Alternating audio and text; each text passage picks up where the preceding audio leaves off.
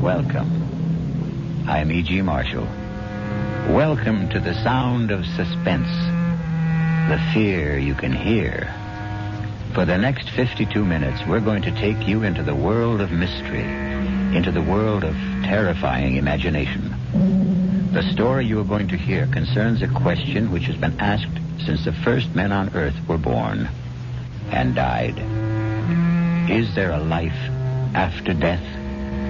Is there a way to return from the grave? And if there is, can we come back in the body of a living creature?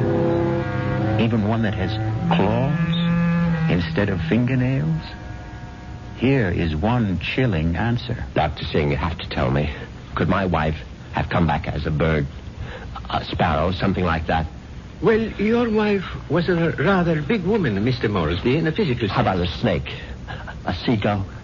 How about a cat? A great, big, fat cat? A cat?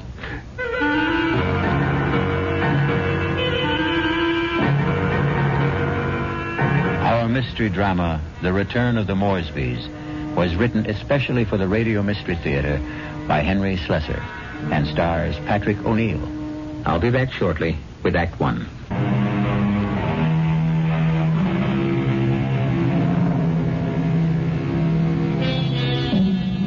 Now here is Act One. Like all murder stories, sooner or later, it reaches the office of a daily newspaper. You wanted to see me, Chief? You bet I want to see you, Prouty. Come in and shut that door. I bet I know what it's about. That story I filed on Richard Moresby, right? I got a flash for you, Prouty. This is a newspaper office, not a fiction magazine. You take this story of yours and see if you can sell it to Weirdo Digest or something. But get it off my desk. Now, wait a while, Max. I know it's offbeat, but I thought I handled it with a kind of a light touch. Stories about murder can't be handled with a light touch, not on this paper. But it's accurate. I mean, this is exactly what the guy Moresby told me, just before he died. Well, he must have been out of his head. He asked for somebody to hear his story. That's how I got to meet him. I was at the hospital covering that subway accident. Now, that story made sense to me. Nothing but nice, clear facts. But this nonsense... Please, let me tell you about this guy. Maybe you'll change your mind. All right, what about him? Well, for one thing, he was a real distinguished-looking guy. The only thing peculiar about him was his eyes. His eyes? Yeah. They were the palest blue eyes I ever saw in a man. They weren't really blue at all. They're like silver. Big deal. So he had silver eyes. And when he started to tell me about himself, well, I just had to hear the whole story, Chief. Yes, I was born in London, but my family moved to the States when I was young. They didn't improve much on the climate when they did. We lived in Vermont. I don't think I was ever warm enough until the age of 24 when I moved to Southern California. I lived on beaches. A superb swimmer, a superior surfboarder, and a terrible bum. It was on the beach at Malibu that I met the woman who was to become my wife. Her name was Una. She was as pale as a gardenia with bones. Una had more bones than any other woman I've ever met. Lovely day, isn't it? I beg your pardon? I said it's a beautiful day. I don't think I've ever seen the ocean look prettier. Frankly, the Pacific always looked a little muddy to me. I wonder if that's what Balboa said when he first saw it. Well, he probably said, what a great place for surfing. Ah, I see you have a surfboard. Yes, as a matter of fact, I think I see a wave that I like. Will you excuse me? Oh, I wish I had the nerve to try it. Yeah, you really should. Well, bye now. Maybe I'll ask my chauffeur to teach me. I'm sorry. What did you say? Charles, my chauffeur. He's very good at sports. Come to think of it, that wave doesn't look so good after all. By the way, my name is Richard. Richard Moresby. How do you do? My name is Una.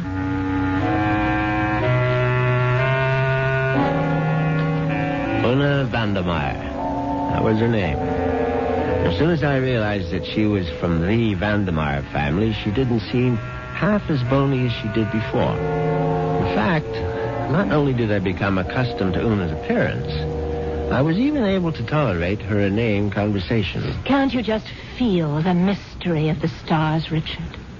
Sometimes I feel their vibrations as if they're trying to communicate with me. Do you ever feel that? Well, sometimes, I suppose. I really think we must be one with the universe, don't you? I really believe there's just one great universal soul, and we're all part of it. Don't you think so, too? Yes, of course. Right on, as they say.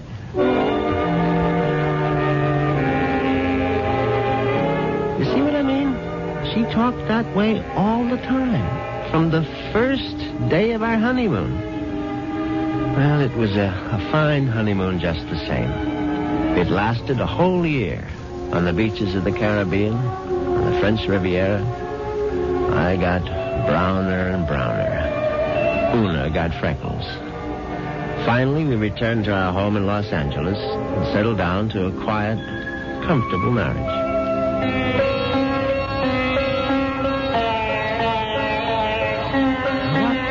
Earth is that you're playing? It's sitar music, darling.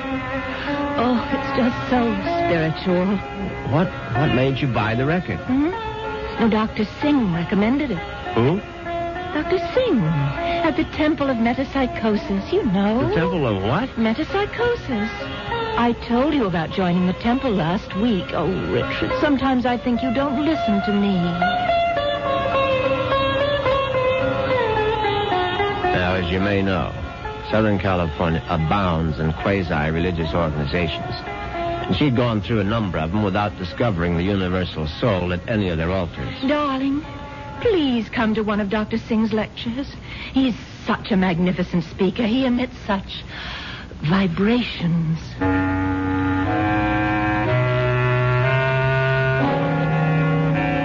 And I went. You see what an obliging husband I was? Actually, it turned out to be more interesting than I thought. The temple itself was unpretentious, and Dr. Singh was an impressive man. And when he spoke, I realized why his message had such appeal for Una, because he preached a doctrine that combined eternal life with a love of small animals. The soul is immortal. The soul cannot die. The soul, upon leaving the body, must make its passage elsewhere. There is a science called eschatology, which deals with the last four things: death, judgment, heaven, and hell. It is the most ancient of all sciences, and from its wisdom has come the inescapable certainty of the transmigration of souls. Yeah, I know it's a bit weird, but stay with it. And where does the soul go? According to the wise men of all generations past, the soul departs from the mouth of the dying. It is consequently a small thing. A bird, a snake, a mouse, a dove, or a hawk, a dog, a cat, an insect. For these small creations of God are empty vessels placed upon earth for only one purpose: to house the departing souls of humanity, so that they need not wander forever in a trackless eternity. Yeah, it's pure rot, of course. But that's what the man said, and Una sat there and believed every single word. Oh, wasn't he marvelous, Richard? Isn't it wonderful that the soul never dies? That we can all come back as little animals? I'm not sure I want to come back as an animal. But you'd still be you, Richard. Oh, don't you see? Well, by the way, what was that envelope you handed Dr. Singh after the meeting? The envelope? Oh, that was my donation, of course. Your donation to the temple? Yes, to support the work of Dr. Singh, to open other temples around the world. Well, how much money was in the envelope? Now, what does it matter, Richard? I'm just curious. $2,000. Una, you go to that temple once a week. Do you always give that kind of donation? Oh, it's all in a very good cause, Richard. Well, in an equally good cause, that of finding out exactly how much of my wife's money was supporting this nonsense, I sneaked a look at Una's checkbook. The answer astonished me. Not only had my wife put more than $30,000 into Dr. Singh's collection plate, she had also donated some $20,000 more to various institutions for the care and feeding of cats, dogs, and birds. It was so kind of you to honor us with a visit, Dr. Singh. I know how terribly busy you are. On the contrary, you were kind to invite me to your lovely home. Oh. Now tell me, Dr. Singh, what determines the kind of animal one becomes when the soul escapes after death? Mrs. Moresby, that is a question which has baffled wise men for countless generations. But isn't it possible to do, well, research? Yes, Mrs. Moresby. I don't doubt that we could find the answer to such great questions if only we had the proper resources. But, unfortunately, that would require money. A great deal more money than the movement has at present. Well, it seems to me you don't do badly.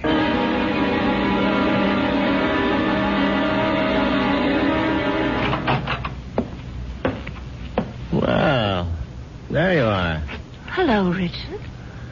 Where have you been all morning? Right here, in my little sewing room. Don't tell me you were sewing. Oh, don't be silly. Actually, I've been composing something. A letter? Oh, something more important than that. Richard, do you realize that I have no last will and testament? Well, why should you? Healthy young chicken like you. I can't call myself young anymore, Richard. You'll always be young to me, darling. Oh, that's very sweet. But just the same, it's only practical to have a will. Would you read it over, Richard, and see if it sounds legal enough? Certainly.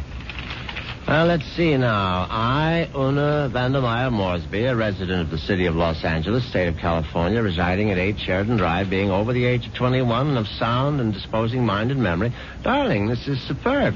Where on earth did you get the language? Well, to tell you the truth, I copied it out of Daddy's will. The one that left you $10 million? Yes. Well, I don't see how you could go wrong. Let's see now. Not acting under duress, menace, fraud, or undue influence of any person whomsoever... And good Lord, Una. What's that? What is it? What? You're not serious about this. Oh, about making a will? Well, of course I am. I mean, this bequest to the temple, mumbo jumbo. What's wrong with it? Now, listen, darling. I told you how important Dr. Singh's work is, but it requires money to carry it on. Tons of money. So the least I can do is to help the poor man as much as I can. But you're giving him 90% of your entire fortune. You'll still have $1 million if I go first, Richard. Isn't that enough? No, it isn't. I mean, the whole thing is ridiculous. Don't you realize that man is a fraud, a charlatan? What? Oh, for heaven's sake, Una, open your eyes. Don't you realize the simple truth? Your money won't build any temples. It's just going to line the pockets of that turbaned phony. Richard, what a terrible thing to say. Well, you told me you liked Dr. Singh, that you were very impressed by his theory of transmigration. Darling, I was only saying all that to please you. But now I'm telling you that the only thing Dr. Singh is planning to transmigrate is your money into his savings account. And frankly, I'm not going to let him do it. Richard, what are you doing? You're tearing up my will. That's right. How dare you do such a thing? It's my money, and I'll do whatever I please with it. Una, darling, I just want you to have a chance to come to your senses. Oh, there's nothing wrong with my senses. I can see very clearly what the real trouble is. If I didn't leave a will, all my money would go to you, wouldn't it? Well, naturally, I'm your husband. You don't have any other relatives. And that's why you're acting this way. It's just plain and simple greed. Una, listen to me. No, it's all right. It's all right. I'm glad you tore up that will, Richard, because I realize now that I was quite wrong. Do you? Yes. It's a mistake to leave only $9 million of my money to the temple. I'm going to leave all of it to Dr. Singh. When Una actually drafted that incredible document and called our attorney for a Monday morning appointment, I realized that I had to do something very drastic before the weekend was over. I had to kill my poor, misguided wife. I had to make her one with the universe.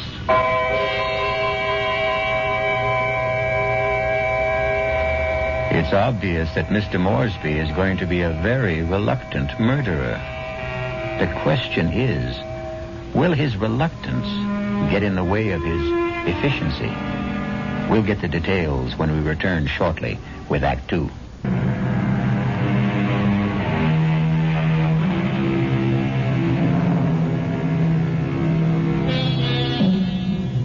let's return to Richard Moresby. In order to find him, we'll have to search the highway, for Richard has taken his white Jaguar out for a spin. But there he is now. On Saturday morning, I took a little spin in my XKL and did some thinking on the open road. I didn't want to kill poor Una, of course. The whole idea was repellent. But on the other hand, the thought of Dr. Singh spending the fortune that was rightfully mine was even more abhorrent. However, I decided I would make one more stab at a reconciliation. Darling, may I come in? It's your living room, too. It doesn't feel like it. Matter of fact, I've felt like a stranger in this house for the past 2 days. I suppose that's my fault. Well, you haven't been exactly cordial, have you? I've hardly been home, Richard. I spent all day yesterday at the temple and all morning at the Pet Rest Kennels. And how are all the little souls doing? You just won't stop being irreverent, will you? It's been my money all along, hasn't it, Richard? From the very beginning, you were attracted to my money. Well, now, darling, if you thought that, you would never have married me. I didn't want to believe it. I don't want to believe it now. Well, now, how can I prove to you that you're mistaken? Richard, you really want to prove it? Of course, I'll do anything you say. All right. Now, I know exactly what you can do. You can let me leave my money to Dr. Singh and the temple. The whole $10 million? Yes, because that's the only way I'll know that it's me you love.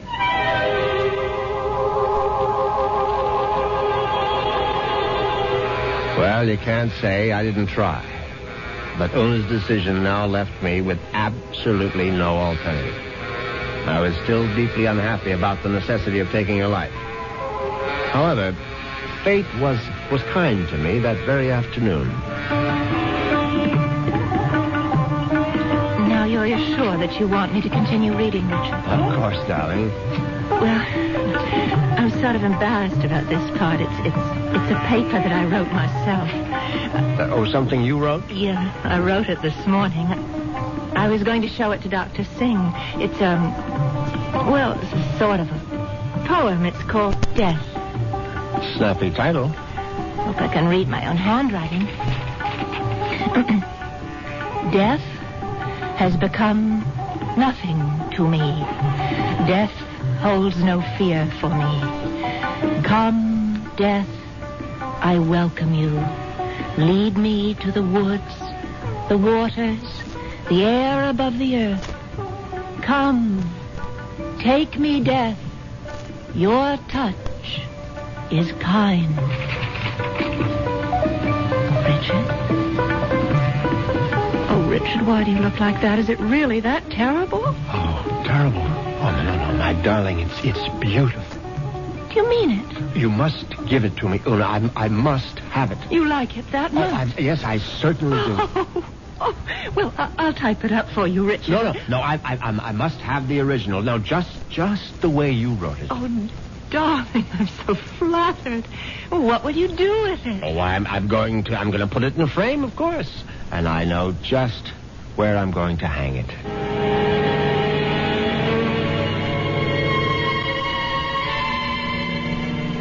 Yes, I could hardly believe my ears. Una had written her own suicide note in her own handwriting. It was truly karma at work. Now there was no question of failure, and no longer any need for delay. Oh, what a lovely idea this was, Richard. Candlelight dinner for two. Yes, I thought you'd enjoy it. So sweet of you to handle the whole menu with cook. You spoil me shamefully.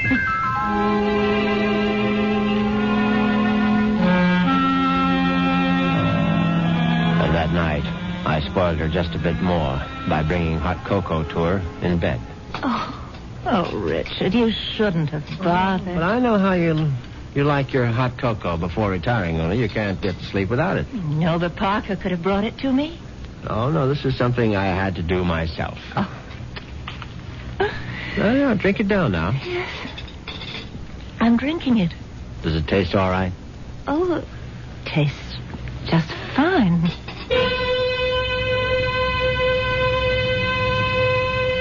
Now, that was very good news, because I'd prepared the hot cocoa myself, and I had no idea whether 25 melted sleeping pills would seriously affect the flavor.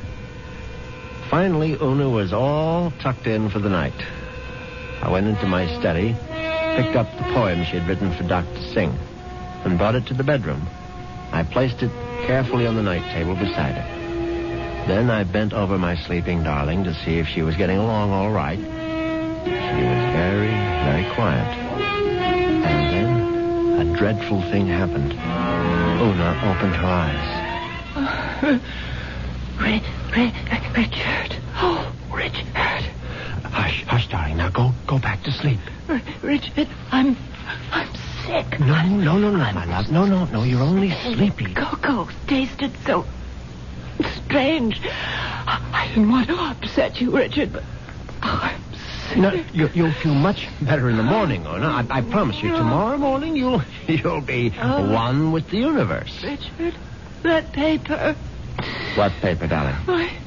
It's my poem. My poem for Dr. Singh. What's it doing there? I was just reading it over, darling, that's all. And bottle, my sleeping pills.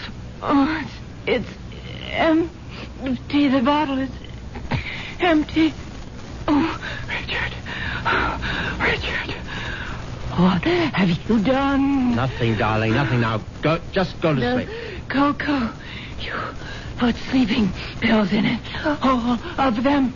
Don't try to get up, Una, please. Now, don't. Trying to kill me. You're trying to murder. No, for heaven's sake, Una, now stop saying things like that. Do you want the servants to hear? Help somebody. Help. Now, come on, lie down. Lie down, Una, for heaven's sake. Come on, now, lie down. Lie down. There. That's better. You won't get away with it. You won't get away with it, Richard. I promise you. Anything you say, darling. I'll come back, Richard. You know I'll be back. Yes, of course. Just welcome death, Una. The way you wrote in your little poem. I'll be back. I swear it. Oh.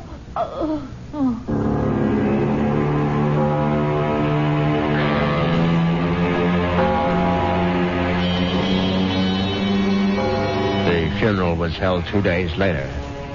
It was a magnificent occasion, of course. I gave Una a farewell that was consistent with her vast fortune. Everything was the best. Coffin, flowers, preacher, everything. Her burial place was one of the choicest bits of real estate at Forest Lawn. The only discordant note was the fact that Dr. Singh insisted on saying a few words at the service. They were familiar words, but frankly, they gave me a slight bit of a chill. The body of Una Moresby is dead, but her soul lives on. The soul cannot die. The soul is immortal. It has left the earthly remains of this woman and has sought the body of a small living thing. There it will abide until the Almighty is ready to choose its next home. Mourn not the end of Una Moresby, for there is no end. I couldn't help congratulating myself on how well everything had gone. When I called for medical attention the night of Una's death, the physician was only too ready to declare her a suicide. The police had to be informed, naturally, and they, too, agreed with the doctor's verdict. Una had died by her own hand, and she had died without a will. There was simply no question that the matter would be probated in my favor. Suddenly I realized I was not only rich, but a rich widower. What vistas opened for me? The devil. Look out, you stupid mongrel! Dog trying to get run over. I admit I was shaken up by it. It was sort of a coincidence, you know?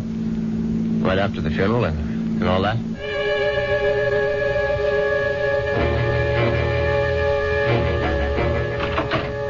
was very glad to be home again. You can be sure. Excuse me, Mr. Moresby. Yes, Parker? Cook is worried about the raccoon, sir. The what? There's been a raccoon at the kitchen door all morning, and Cook is badly alarmed, I'm afraid. I've tried to scare it away, but it keeps returning. A raccoon, for heaven's sake? Why don't you just shoot it and make a coat out of it? I was wondering if you wished me to call the game warden, sir. Oh, please, Parker, do whatever you please about it. I'm going to take a nap. Yes, sir. Very good, sir.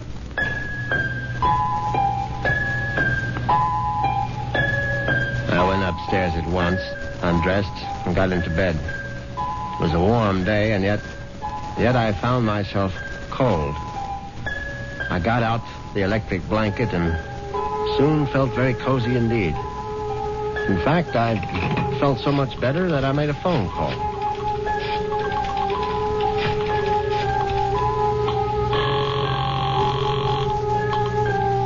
Hello. May I speak to Rachel? Thank you very much. Hello, Rachel? Yeah, who's this? Rachel, you probably don't even know my name, but it's Moresby, Richard Moresby. Who? You met me at the club numerous times. I'm the rather distinguished-looking gentleman who sits at the table on the far right corner. Oh, yeah, well, that's not my station. Yeah, I know it isn't, and I've always regretted it. Frankly, I would have enjoyed my lunches at the club even more if you had served them. Listen, I'm pretty busy right now. Well, what I wanted to find out was if you're busy this evening. Oh, what'd you have in mind? Oh, a little, quiet dinner, perhaps? Is that all you had in mind?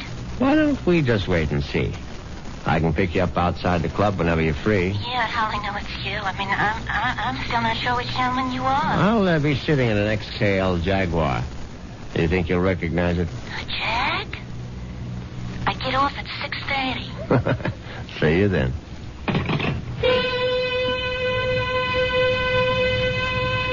Yes, I was feeling very good now. Very good indeed. I would have drifted off into a pleasant sleep except for one thing. For a moment I thought a bomb had gone off in the room. Then I realized it was nothing more than a bird. A foolish sparrow had dived in headfirst into the plate glass window of the bedroom and now lay stunned on the carpet. I looked at the thing's fluttering little heart, and suddenly I was struck by a terrifying palpitation of my own. The dog, the raccoon, the bird. Good Lord. Could one of them have been Una?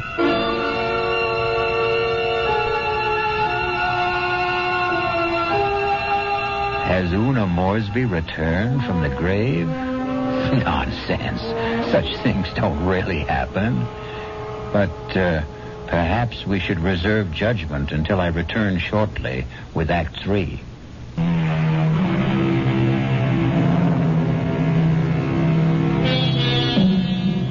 Now let's see if common sense has returned to our hero. He's doing a sensible thing right now. He's taking a good, refreshing shower.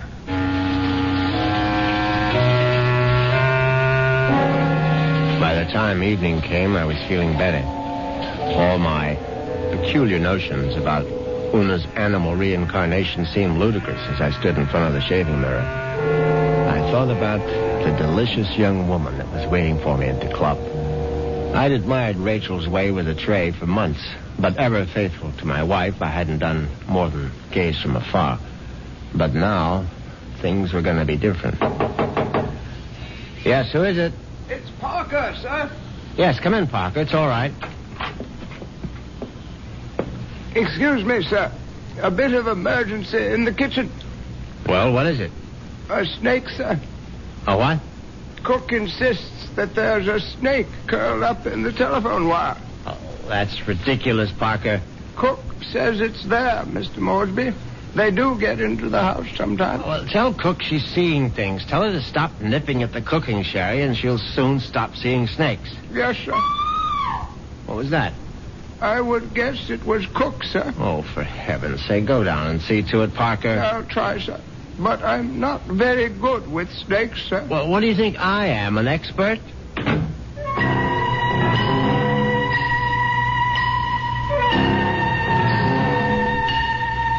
But that wasn't the end of it. 10 minutes later, Parker was back upstairs saying that the snake had left the kitchen and run into the living room. No, I suppose snakes don't run, they slither. It slithered into the living room and was now embracing still another telephone wire, obviously mistaking it for a long-lost love. But then, another unsettling thought came into my mind. What if the snake... No, that was ridiculous. Hello? Hi. Is this Mr. Moresby? Yes, who's this? Rachel, from the club. Oh, yes, Rachel, what is it? Listen, could you make it 6 instead of 6:30? I'm trying to sneak out a little early. Yes, fine, I'll be there as soon as I can. In the Jaguar, right? Yes, in the Jaguar. Listen, the reason I want to leave earlier is because my husband always picks me up at 6:30. What was that? So I asked one of the girls I work with to tell him I got another job someplace. He won't care. He likes me to earn extra money. Yes, I see. So, just to make the story look good, I guess you'll have to lend me a few dollars after our date. Yes, of course. And listen, I really do remember you, sugar. You're the handsome one with a cute bald head. See you soon.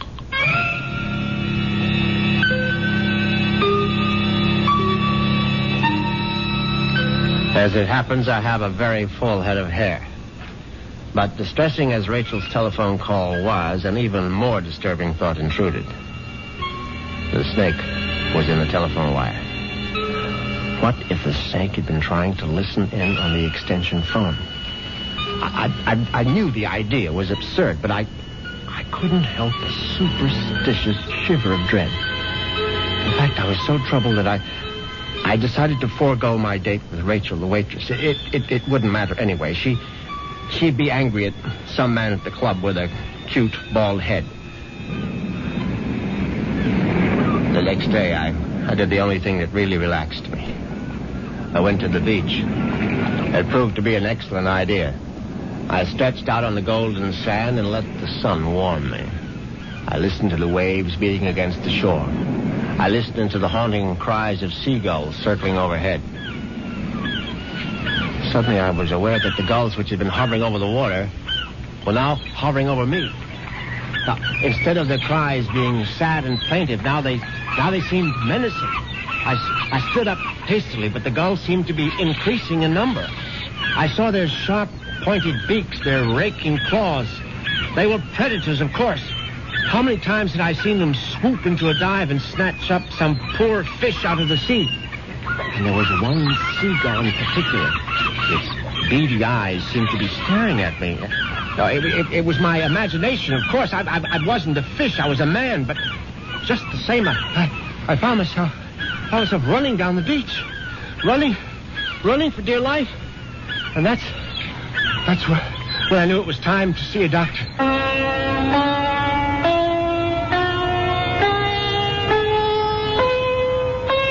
Yes, Mr. Moresby. I'm very pleased that you honored the temple with your presence.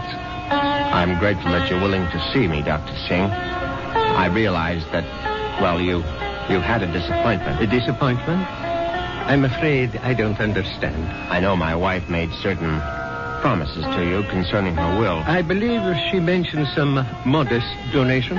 She wasn't in her right mind, of course. I mean, when she took those sleeping pills. Yes, it was very sad. I trust that she has found the peace and happiness that she sought. Frankly, that's what I wanted to talk to you about. I mean, about whether you really believe that my wife is, well, that she's some kind of animal right now. But of course I believe it, Mr. Moresby. I don't merely believe.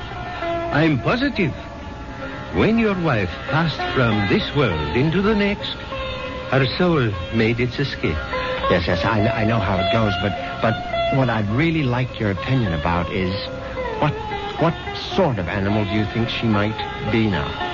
I told you, Mr. Moresby, we have no way of knowing. But can't you take a guess? I mean, you said it might be influenced by a person's karma. Am I quoting you right? Yes.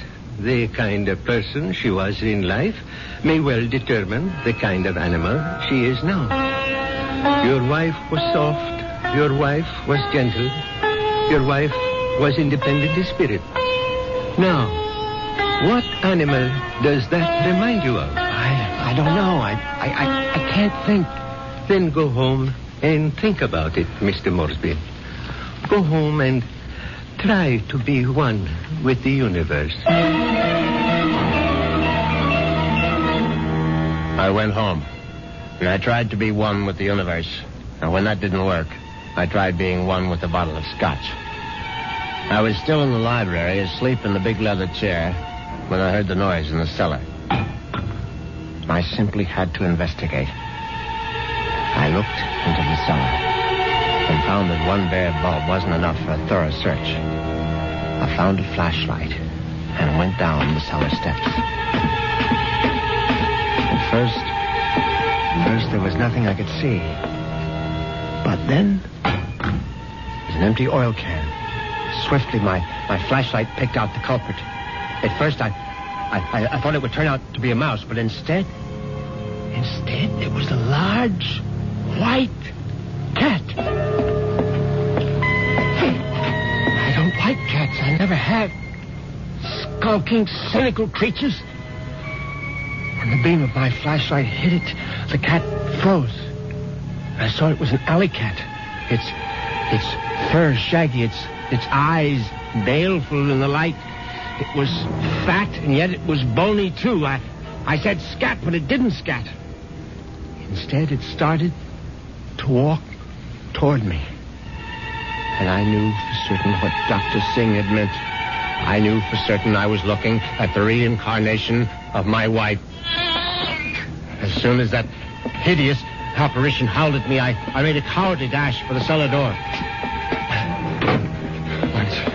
Once I was on the other side, I remembered the hunting rifle that Una had given me for Christmas. It stood unused in an upstairs closet. I found it. I loaded it and brought it back to the cellar. I hadn't fired a rifle since boyhood. I stood on the top of the stairs with my flashlight picked out the ghostly white form of the cat. I put down the light, raised the weapon, and squeezed the trigger. The report was deafening, but the recoil was worse. My precarious balance on the top step was lost. I fell to the bottom.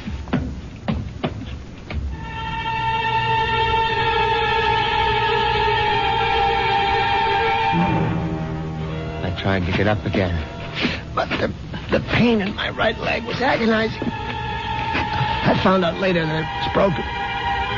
But the cat was still alive. And it was regarding me at eye level now. Its fur matted with plaster dust. Its eyes filled with hatred. I tried to crawl toward my fallen rifle. Just as I saw the creature advancing toward me, I screamed, "Una!" My hand was on the rifle now, grasping it too quickly in my panic. My fingers touched the trigger, the rifle went off again.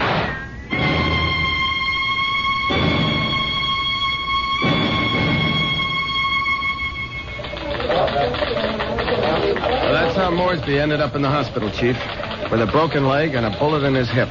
And then he died. But I think he was telling the truth.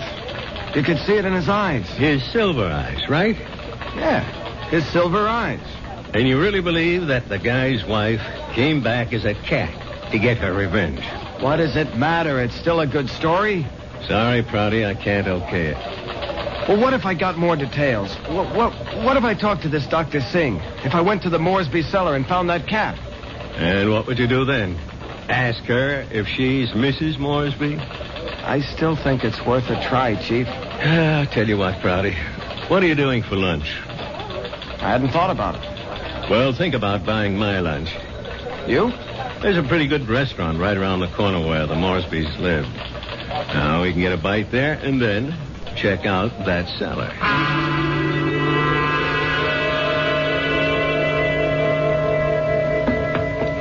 So, this is where it happened, huh? Moresby fell from these steps when he fired that rifle. Hey, you can still see the plaster dust where the bullet hit. Yeah, I see it.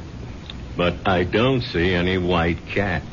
It might be hiding someplace. Or it might be a figment of his imagination. Maybe so. Hold it. Did you hear something? No. Listen. There it is. Look. It's a cat, all right.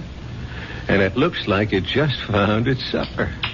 Oh, that mouse is still alive. Yeah, but not for long. Look at it squirm. He's eating it. Yep. And there goes your mouse.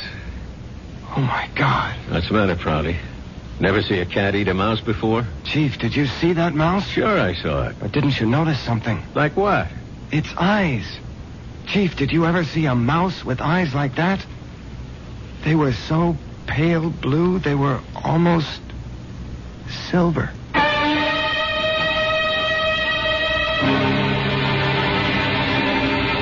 And so the cat and mouse game comes to an end.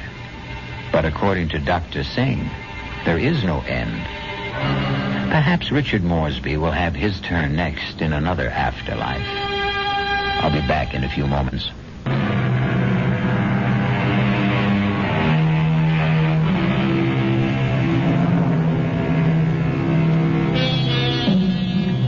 Do you believe in reincarnation? Do you believe the dead return?